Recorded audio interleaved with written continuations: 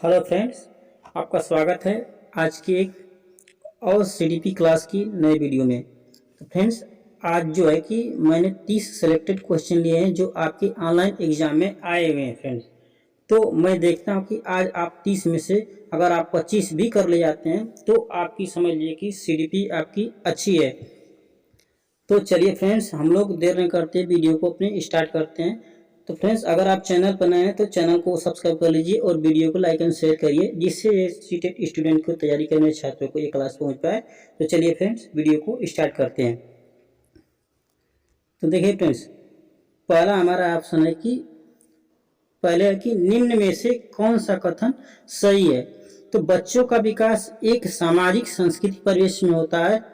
तो यही पहला वाला जो हमारा क्वेश्चन है, आंसर है, यही सही हो जाएगा, क्योंकि बच्चों का जो विकास है एक सामाजिक सांस्कृतिक परिवेश में ही होता है। ठीक है फ्रेंड्स।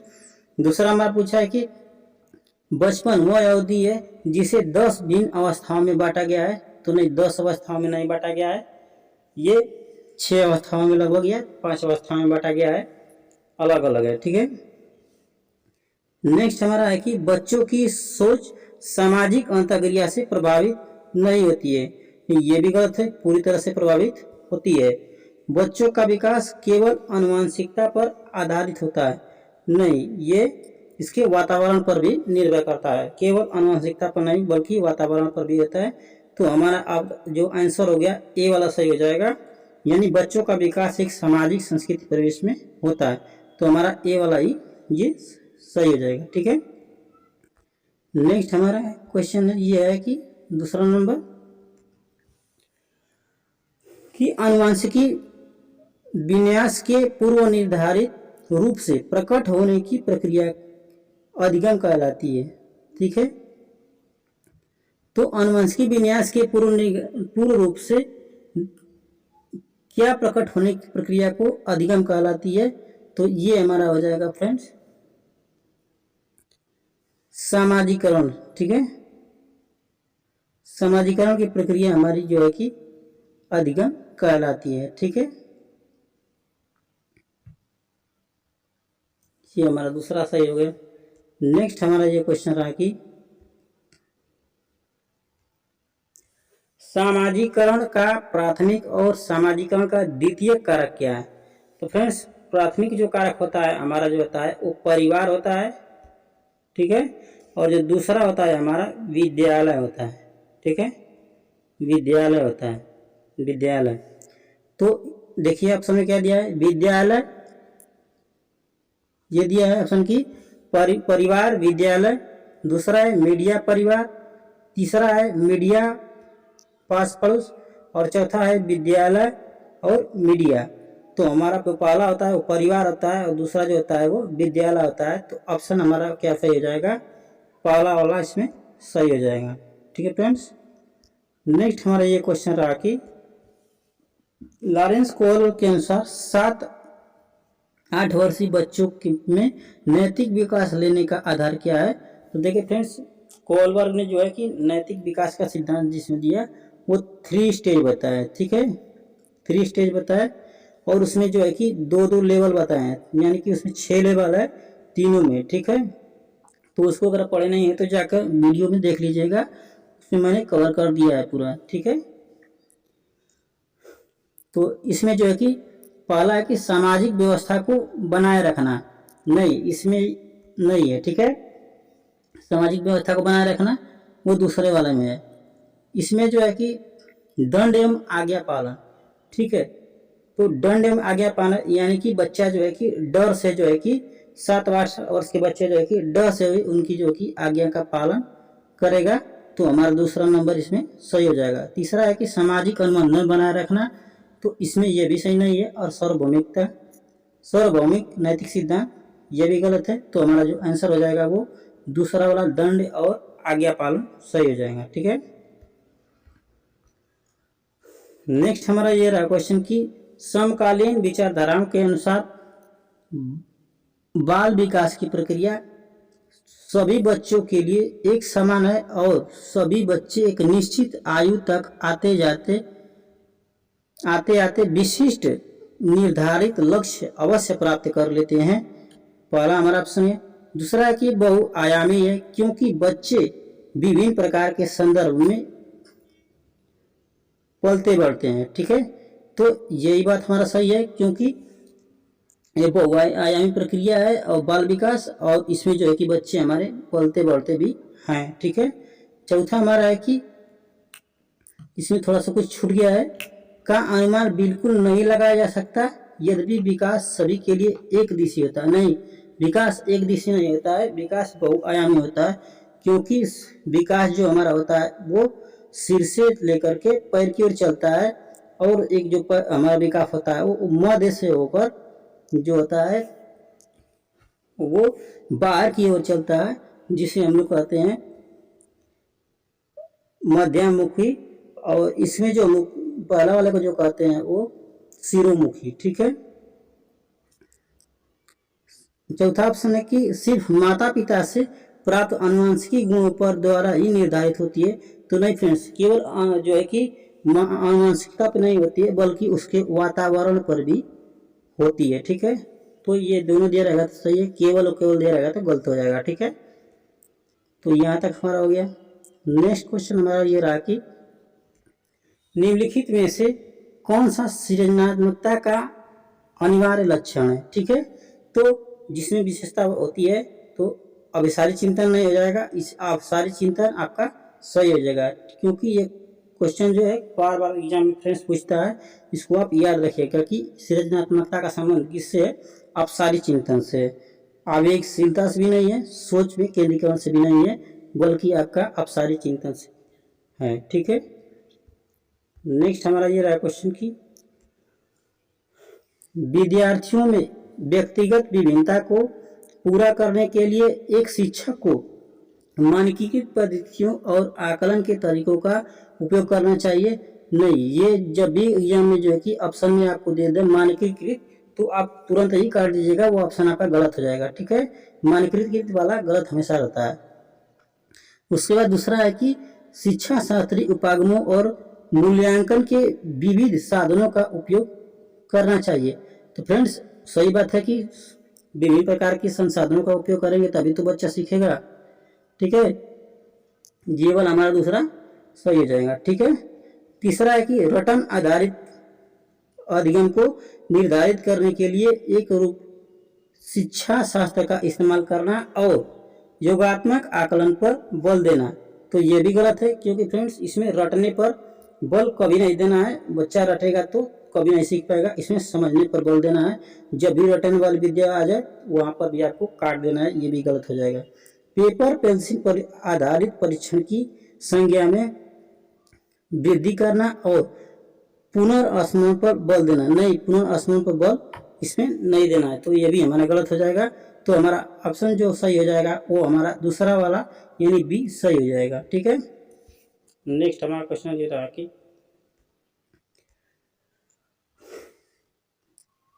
एक बच्ची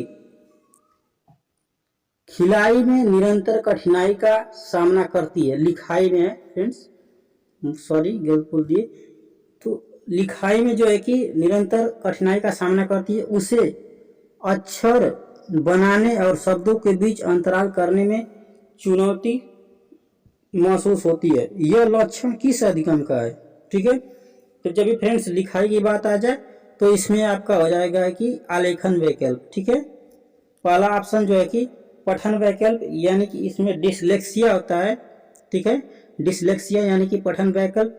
गणन वैकल्प में हो जाएगा आपका हो जाएगा डिसकैलकुलिया हो जाएगा, और तीसरा जो है कि आलेखन में यानी कि इसमें हो जाएगा हमारा लिखने से संबंधित तो डिसलेक्सिया हो जाएगा। ठीक है, और चौथा जो है कि इसमें ध्यान एवं अति सक्रियता विकार, ये गलत है। ठीक है, ये कुछ नहीं। तो हमारा जो इसमें आंसर जो हो जाएगा हमारा वो आलेखन वैकल्प हो जाएगा। ठीक है, तीसरा नंबर सही हो जाएगा। इसके बाद नेक्स्ट क्वेश्चन ये रहा कि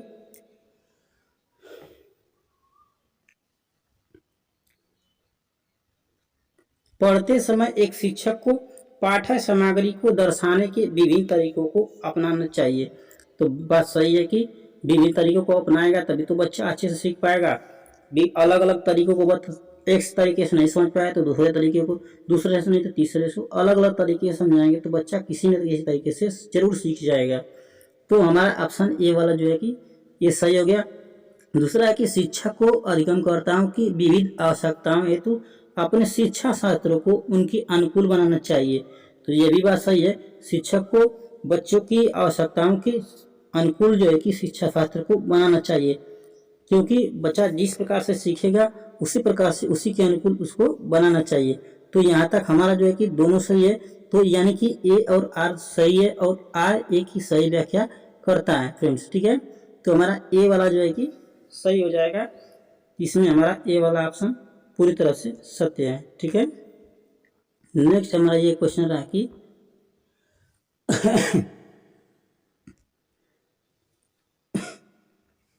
रुचि को 3 पेंसिल दिखाई जाती है, वह देखती है कि पेंसिल ख से बड़ी है और पेंसिल ग से बड़ी है। जब रुचि यह निष्कर्ष निकालती है कि क ग से बड़ी है तो वह जीन पियाजे के किस संज्ञानात्मक विकास की विशेषताओं को दर्शाती है। तो क्रमबद्धता तो होगा नहीं, ठीक है। पहला वाला तो ऐसे ही गलत हो गया। दूसरा वाला हमारा फ्रेंड्स हो गया सकर्मक अनुमान, तीसरा हो गया संरक्षण और चौथा हो गया परिकल्पना आधारित निगमनात्मक तर्क। तो फ्रेंड्स इसमें जो हमारा हो जाएगा वो अनुमान लगा रही है, ठीक है। दूसरा हमारा जो हो जाएगा सकर्मक अनुमान, आंसर हमारा सेकेंड वाला सही हो जाएगा, ठीक है। नेक्स्ट हमारा क्वेश्चन ये रहा कि किसी प्रगतिवादी कक्षा के बारे में एक अध्यापिका का क्या विश्वास होना चाहिए, ठीक है। अध्यापिका है कब क्या विश्वास होना चाहिए, तो ऑप्शन ये है कि कक्षा हमेशा कठोर नियंत्रण में रहे और सिर्फ अध्यापक को निर्देश देने चाहिए। नहीं फ्रेंड्स, जब कठोर पालन करेगी तो बच्चा कहाँ से सीखेगा, वो तो बोल ही नहीं पाएगा, कुछ तो सीखेगा कहाँ से। जब कठोर दंड देंगे उसको या कठोर नियंत्रण में रखेंगे तो कैसे सीखेगा, ठीक है। तो ये वाला तो ऐसे ही गलत हो गया पहला। दूसरा है कि अधिगम केवल कक्षा में ही होता है, नहीं, अधिगम केवल कक्षा में ही नहीं होता है, आप कहीं भी रह करके पढ़ सकते हैं, ठीक है फ्रेंड्स। तीसरा हमारा जो है कि कक्षा में विद्यार्थी अपने साथ विविध प्रकार के समृद्ध अनुभव लेकर आते हैं। और चौथा है कि विद्यार्थी केवल ड्रिल और अभ्यास के माध्यम से ही सबसे अधिक सार्थकता से सीखते हैं। तो नहीं, ड्रिल और अभ्यास के माध्यम से नहीं बल्कि समझकर भी सीखा जा सकता है, कई भी विधियां सीखने की। तो ये वाला हमारा गलत हो जाएगा। हमारा ऑप्शन जो है सी वाला जो है कि 3 नंबर, यानी कि कक्षा में विद्यार्थी अपने साथ विविध प्रकार के समृद्ध अनुभव लेकर आते हैं, ठीक है फ्रेंड्स। तो ये हमारा तीसरा नंबर सही हो जाएगा। नेक्स्ट हमारा ये रहा क्वेश्चन की निम्नलिखित में से कौन सा विकल्प दी गई दिव्यांगता और संबंधित छात्रों के समावेशन हेतु या सूचित संयोजन रणनीति का सही युग्म है, ठीक है। तो इसमें हमारा जो है कि गुणज विकल्प जो है कि कैलकुलेटर से, यानी कि डिस कैलकुलिया, ये हमारा पहला ही ऑप्शन सही हो जाएगा। दूसरा है कि श्रवण दोष आइडियो टेप, तो आइडियो टेप जो है कि श्रवण दोष नहीं, गलत हो जाएगा ये भी। पठन विकल्प लंबे लंबे लिखित कार्य, नहीं, पठन काल में जो है कि लंबे लंबे कार्य नहीं होता है, ये जो होता है लिखित वाला कार्य जो होता है हमारा डिस्ग्राफिया में होता है, ठीक है। और पठन विकल्प जो होता है कि ये आपका जो होता है डिस्कैलकुलिया में नहीं होता है, ये जो होता है डिस्लेक्सिया में होता है, ठीक है। नेक्स्ट हमारा चौथा वाला है कि निम्न हानि चित्रों वाली पुस्तकें उपलब्ध कराना। हानि चित्रों वाली पुस्तकें उपलब्ध कराएंगे तो क्या बच्चा सीख पाएगा, कभी नहीं सीख पाएगा, ठीक है फ्रेंड्स। तो हमारा जो आंसर हो जाएगा वो पहला वाला सही हो जाएगा, गुणन वैकल्प यानी कैलकुलेटर का प्रावधान, ठीक है। ये वाला हमारा ऑप्शन सही हो जाएगा। नेक्स्ट हमारा ये रहा क्वेश्चन की पियाजे के द्वारा अधिगम को सुगम बनाने के लिए निम्नलिखित में से कौन से कारक महत्वपूर्ण माने जाते हैं। शिक्षक की गतिशीलता, विविध सामग्रियों का प्रयोग प्रदान, और तीसरा है मध्य स्तरीय नवीन अनुभव प्रदान करना, चौथा है सकारात्मक और नकारात्मक पुनर्बलन पर को सुनिश्चित करना। ठीक है फ्रेंड्स, तो ये ए वाला हमारा तो सही हो जाएगा। शिक्षक जब गतिशील नहीं रहेगा तो बच्चे को कैसे सिखाएगा? तो सबसे पहले शिक्षक को गतिशील होना यानी कि सक्रिय होना जरूरी है। ठीक है, और दूसरा हमारा हो गया कि विविध सामग्रियों का प्रावधान। जब हमारे पास सामग्री ही उपलब्ध नहीं रहेगी, पाठ्य पुस्तक, डस्टर, चार्ट जो भी नहीं रहेगा हमारे, तो हम लोग कैसे पढ़ेंगे फ्रेंड्स? ठीक है, बच्चा कैसे पढ़ेगा? तो सबसे पहले आपकी जो विविध सामग्री उसका भी प्रावधान होना चाहिए। दो हमारा सही हो जाएगा। तीसरा हो गया मध्य स्तरीय नवीन अनुभव प्रदान करना। ठीक है, तो अनुभव प्रदान करना भी सही हो जाएगा। ठीक है, क्योंकि जब अनुभव नहीं होगा तो बच्चों को अनुभव कहाँ से देंगे? तो सबसे पहले शिक्षक को अनुभव आप स्वयं ही प्राप्त ज्ञान होना चाहिए। ठीक है, तो हमारा तीनों सही हो गया। सकारात्मक और नकारात्मक पुनर्बलन सुनिश्चित करना, जी हमारा गलत हो जाएगा, बल्कि तीनों हमारा जो है कि 1, 2 और 3 सही हो जाएगा। ठीक है, तो हमारा 2 नंबर जो आंसर है वो हमारा पूरी तरफ से सत्य है। ठीक है, 1, 2 और 3। नेक्स्ट हमारा जो क्वेश्चन है कि अधिगम अधिक सार्थक और प्रभावशाली होता है अगर वह शिक्षक केंद्रित हो। नहीं, शिक्षक अगर पढ़ाएगा तो पूरी तरह से प्रभावशाली नहीं होगा, बल्कि कुछ कुछ होगा। दूसरा है पाठ्य पुस्तक केंद्रित। अगर हम किताब से पढ़ते हैं तो भी हमारा पूरी तरफ से जो है कि प्रभावशाली नहीं होगा। और तीसरा है कि सहपाठियों द्वारा निर्देशित। सहपाठियों के द्वारा अगर सीखते हैं, मान लीजिए ग्रुप में जाकर सीखते हैं तो भी नहीं होगा। अगर मैं स्वनिर्देशित माने कि अपने स्वयं से पढ़ता हूँ, स्वयं से कुछ कार्य को समझता हूँ और करता हूँ, तो सबसे अधिक प्रभावशाली अधिगम जो होता है स्वनिर्देशित होता है, सेल्फ डायरेक्ट। ठीक है, तो ये वाला जो है कि हमारा चौथा वाला जो ऑप्शन है वो सही हो जाएगा। ठीक है, नेक्स्ट हमारा ये क्वेश्चन रहा कि निम्नलिखित में से कौन सी तकनीकी छात्रों में समस्या समाधान कौशल के विकास हेतु प्रभावशाली नहीं है? मुद्दों पर चर्चा को सुनिश्चित करना और छात्रों को चर्चा में भाग लेने के लिए प्रोत्साहित करना। दूसरा है कि समस्या को हल करने के लिए छात्रों को विचार मंथन एवं विचार उत्पन्न करने के लिए प्रोत्साहित करना। तीसरा है कि समस्या समाधान खोजने के लिए छात्रों को विविध प्रकार की शिक्षण सामग्री प्रदान करना।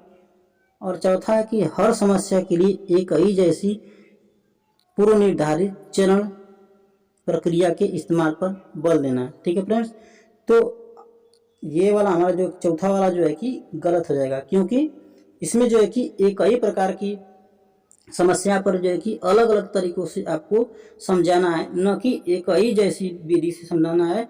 जब एक तरह से बच्चा नहीं समझता है तो दूसरे तरीके, दूसरे से नहीं तो तीसरे अलग अलग विधि से आपको समझाना है, जिससे कि वो अधिक प्रभावशाली हो सके। ठीक है, तो हमारा डी वाला गलत हो गया। ठीक है, इसमें ऑप्शन में आपका दिया है कि प्रभावशाली नहीं है। ठीक है, तो हमारा चौथा नंबर जो है कि प्रभावशाली नहीं है, जबकि हमारा तीनों जो है कि फर्स्ट, सेकेंड और थर्ड जो है कि प्रभावशाली है। तो यहाँ तक हो गया हमारा। नेक्स्ट हमारा ये क्वेश्चन रहा कि एक सृजनात्मक बालक में निम्न में से कौन से गुण मौजूद होंगे? अपसारी चिंतन। तो सृजनात्मकता में अपसारी चिंतन सही होता है, इसको आप मान लीजिए हमेशा किसी न किसी अपसारी चिंतन से संबंधित है। ठीक है, अभिसारी आ जाएगा तो आप काट दीजिएगा, अभिसारी विशेषता नहीं है। ठीक है, इसमें एक ही उत्तर होता है, तो इसका एम नहीं है। अमूर्त चिंतन की योग्यता, ये भी बात सही है, अमूर्त वस्तु की चिंतन होनी चाहिए। ठीक है, चौथा है कि नवीन अमुख उत्पादन की योग्यता, तो ये भी हमारा सही है। तो इसमें हमारा जो है कि पहला, तीसरा और चौथा सही हो जाएगा। ठीक है फ्रेंड्स, तो इसमें जो भी ऑप्शन में दिया होगा, अगर नहीं दिया होगा तो गलत होगा। ठीक है, तो इसमें देखिए पहला, तीसरा और चौथा, तो इसमें पहला, तीसरा और चौथा हमारा दिया हुआ है इसमें, तो ये हमारा सही हो जाएगा। ठीक है, नेक्स्ट हमारा यह रहा कि निम्नलिखित में से कौन सा सही सुमेलित है? सजा और आज्ञाकारिता अभिविन्यास कानून तय नहीं है, अपितु समाज की भलाई के लिए बदला जा सकता है। दूसरा है कि अच्छा लड़का अच्छा लड़की अच्छा लड़का अच्छा लड़की की अभिविन्यासता दूसरों के साथ भला बनकर अनुमोदन अर्जित करता है। कानून और व्यवस्था के अभिविन्यास यानी मानव अधिकारों के मूल्य के आधार पर नैतिक सिद्धांतों को स्वयं चुना जाता है। और चौथा है सामाजिक अनुमोदन अभिविन्यास यानी कि किसी क्रिया के भौतिक परिणाम यह निर्धारित करते हैं कि यह अच्छा है या बुरा है। ठीक है, तो ठीक है फ्रेंड्स, तो इसमें हमारा हो जाएगा अच्छा लड़का अच्छा लड़की यानी कि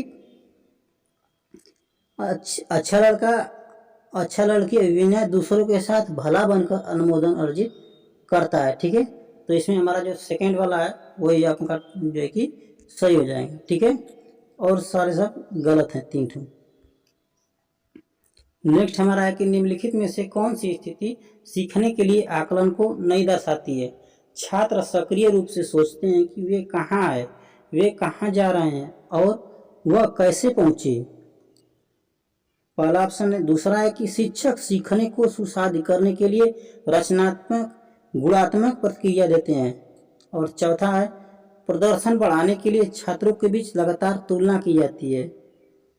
और तीसरा हो गया। और चौथा हमारा ये है कि रचनात्मक मूल्यांकन के तरीके कई तरीके जैसे कि सहकर्मी और स्व मूल्यांकन का उपयोग किया जाता है। तो ये भी बात सही है, हमारा पहला भी सही है, दूसरा भी सही है, बल्कि तीसरा वाला जो है कि गलत है, क्योंकि फ्रेंड्स कभी भी आप जो है कि तुलना नहीं कर सकते हैं। ठीक है, तुलना की जहाँ पर बात आ जाए तो आप ऑप्शन को काट दीजिएगा, हमेशा गलत रहेगा। ठीक है,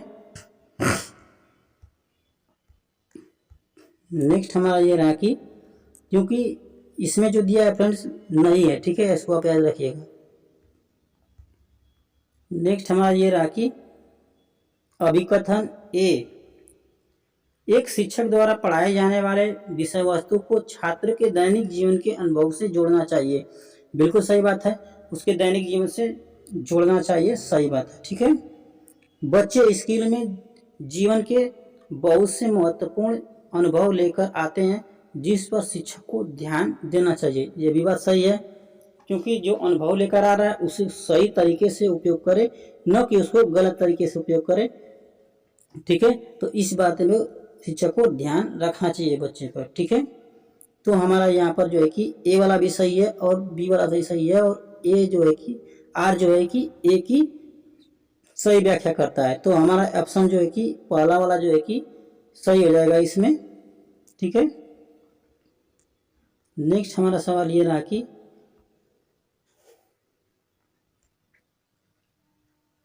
अभिकथन ए बच्चों के शारीरिक विकास में देरी के लिए पूरी तरह से उसकी आनुवंशिकी बनावट को जिम्मेदार ठहराया जाता है। नहीं, बिल्कुल नहीं, क्योंकि इसमें उसका वातावरण से प्रभाव पड़ता है, उसके इन्वायरमेंट से प्रभाव पड़ता है, न कि केवल आनुवंशिकता को जिम्मेदार ठहराया जाता है। ठीक है, तो ये हमारा पहला गलत हो गया, ए वाला। और आ रहा है कि बच्चों के शारीरिक विकास के लिए वंशानुगत कारक ही उत्तरदायी होते हैं। तो ये भी गलत हो गया, क्योंकि केवल और केवल वंशानुगत कारक नहीं बल्कि उसके वातावरण एंड इन्वायरमेंट पर भी प्रभाव पड़ता है। तो दूसरा भी गलत हो गया, यानी कि हमारा पहला और दूसरा दोनों गलत है। तो हमारा 4 नंबर जो है कि ऑप्शन सही हो जाएगा। ठीक है,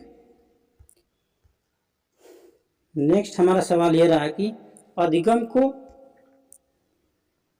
प्रभावशाली करने के लिए प्रभावित करने वाला निम्नलिखित में से कौन सा पर्यावरणीय कारक है। ठीक है, पहला ऑप्शन है रवैया, दूसरा है प्रेरणा, तीसरा है व्यक्तिगत, और चौथा है विद्यालय। ठीक है फ्रेंड्स, तो उसका जो विद्यालय है उसका जो है कि बिल्कुल पर्यावरणीय प्रभाव पड़ता है। तो हमारा उत्तर जो सही हो जाएगा वो हो जाएगा ये विद्यालय। ठीक है, हमारा चौथा वाला ऑप्शन इसमें सही हो जाएगा, इसको याद रखिएगा। नेक्स्ट हमारा ये क्वेश्चन रहा कि पूर्व संक्रियात्मक अवस्था में कौन सी संज्ञानात्मक क्षमता आती है, यानी कि पूर्व संक्रियात्मक अवस्था में कौन सी संज्ञानात्मक अवस्था आती है? अमूर्त सोच की क्षमता, दूसरों का नजरिया लेने की क्षमता, लक्ष्य निर्देशित व्यवहार की क्षमता, और चौथा है परिकल्पनात्मक निगमनात्मक सोच की क्षमता। ठीक है, तो इसमें हमारा जो आंसर सही हो जाएगा लक्ष्य निर्धारित व्यवहार की क्षमता। ठीक है, यही हमारी पूर्व संक्रियात्मक में आती है। ठीक है, नेक्स्ट हमारा क्वेश्चन ये रहा कि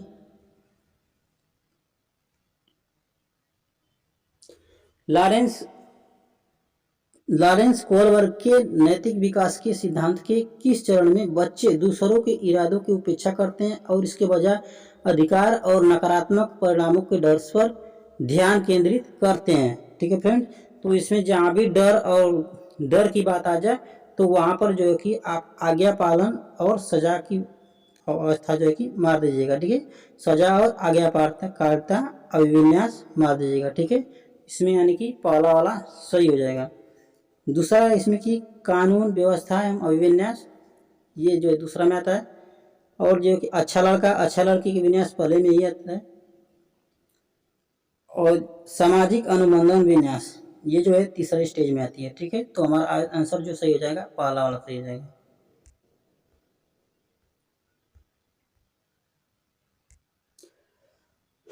किस तरह के प्रश्न पूछकर बच्चों में समालोचनात्मक सोच को बढ़ावा दिया जा सकता है?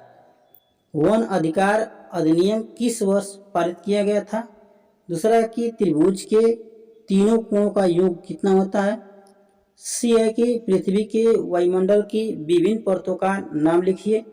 और डी है कि बीजों को अंकुरित के लिए हवा की आवश्यकता होती है सिद्ध करने के लिए एक प्रयोग की रूपरेखा तैयार कीजिए। ठीक है, तो यही वाला हमारा ऑप्शन जो है कि चौथा वाला सही हो जाएगा। ठीक है, तो इसमें जब जो है कि सिद्ध करेंगे तो आपकी समालोचनात्मक सोच जो है कि विकसित होगी और बढ़ेगी। ठीक है, तो यही हमारा जो है कि 4 नंबर सही हो जाएगा। ठीक है, इसको याद रखिएगा।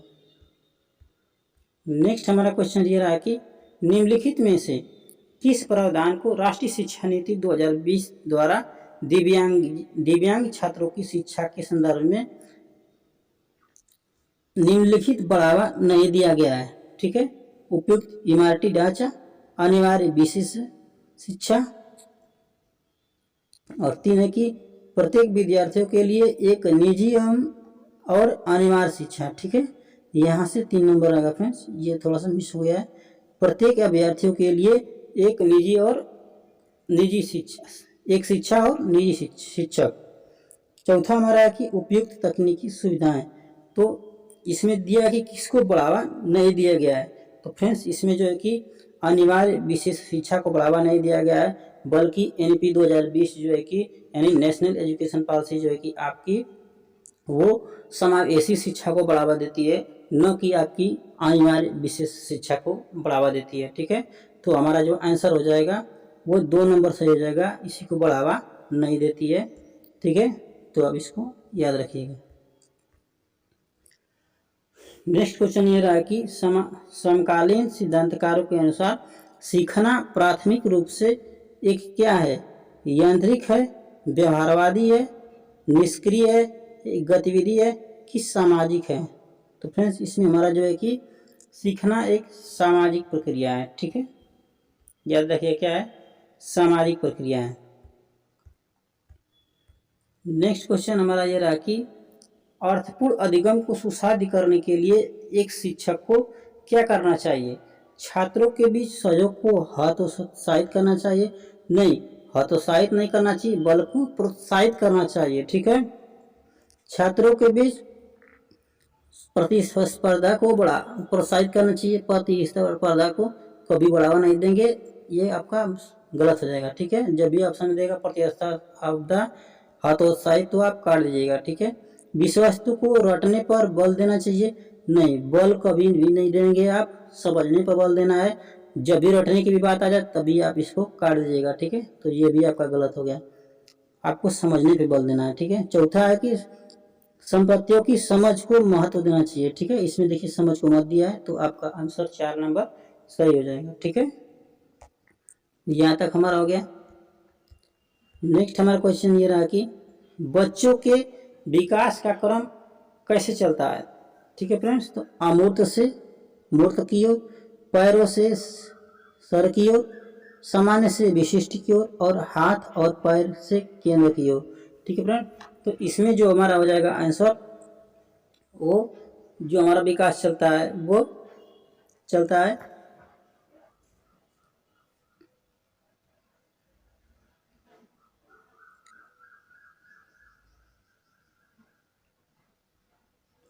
हाथ पैर से केंद्र की ओर। ये भी गलत है। ठीक है, इसमें चारों ही ऑप्शन गलत नजर आ रहा है फ्रेंड्स।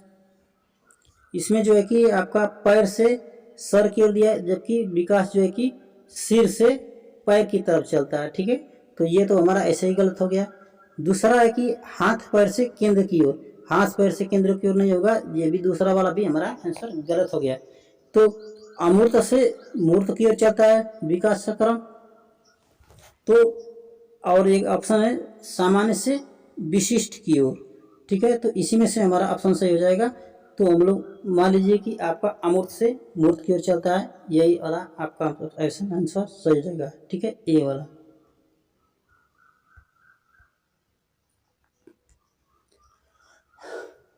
नेक्स्ट हमारा है कि बच्चों के विकास का क्रम, फिर वही क्वेश्चन आ गया। ठीक है, तो फ्रेंड्स अब सारे क्वेश्चन खत्म हो गए। 30 क्वेश्चन हमने लिए थे। आप अगर इसमें से अगर 25 प्लस भी अगर सही करते हैं तो आप मान लीजिए कि आपकी सीडी अभी तक तो आपकी क्लास सीटीपी सही चल रही है और आप सीटेट की तैयारी आपकी अच्छी चल रही है। और अगर इससे कम है तो मान लीजिए कि आपको अभी भी बेहतर करने की आवश्यकता है। ठीक है फ्रेंड्स, अगर आप जो है कि क्लास को करना चाहते हैं तो आप हमारे चैनल से जुड़ जाइए और उसको चैनल को सब्सक्राइब कर लीजिए। आपकी क्लास जो है कि लास्ट जो है कि एग्ज़ाम तक चलने वाली है और सारा टॉपिक मैं धीरे धीरे कवर करा दूंगा। एग्ज़ाम आने से पहले ही मैं सबको जो है कि कवर करा दूंगा। ठीक है फ्रेंड्स, चलते हैं मिलते हैं नेक्स्ट वीडियो में।